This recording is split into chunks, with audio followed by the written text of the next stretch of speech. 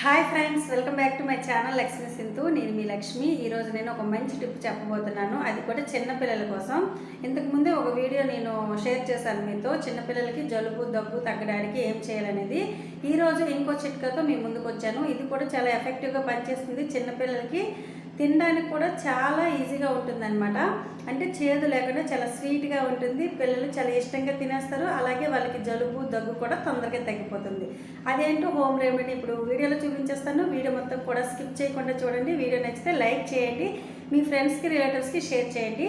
First time ఎవరైనా కనుక ఛానల్ని చూస్తున్నట్లయితే కనుక వారు ఛానల్ని సబ్స్క్రైబ్ చేసుకోండి. ఓకేనా? వీడియోలోకి వెళ్ళిపోతాం పదండి. ఫస్ట్ అయితే మనము ఇలా తులసి ఆకులను తీసుకోవాలి. నేను ఇక్కడ తులసి రెబ్బల్ని తీసుకున్నాను, రెబ్బలుగా కట్ చేసి తెచ్చుకున్నాను.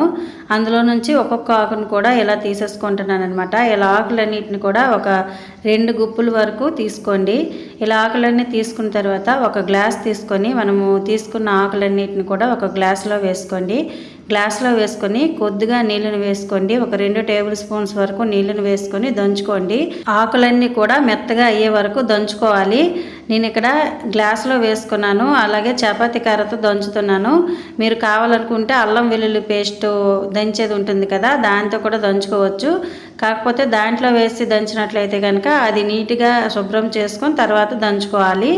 ఈ విధంగా మెత్తగా దంచిన తర్వాత అందులో నుంచి ఈ ఆకును తీసుకొని ఒక చిన్న గిన్నెలోని ఇలా పసరిని పిండుకోవాలన్నమాట. మనము నీళ్లు వేసాం కాబట్టి పసరు అనేది కొద్దిగా పలచగా వస్తుంది. ఇలానే ఉండాలి, చిన్నపిల్లలు తాగడానికి వీలుగా ఉంటుంది. ఆకులో నుంచి పసరంతా కూడా పిండుకున్న తర్వాత అందులో 1 టీ స్పూన్ అంతా తేనె వేసి కలుపుకోండి. తులసాకు బాగా ఘాటుగా ఉంటుంది కాబట్టి తేనె వేసుకోవడం వల్ల స్వీట్గా అవుతుంది. అలాగే తులసాకు తేనె 2 కూడా కలిపి తీసుకోవడం వల్ల జలుబు దగ్గు పిల్లలకి వెంటనే తగ్గిపోతుంది అనమాట.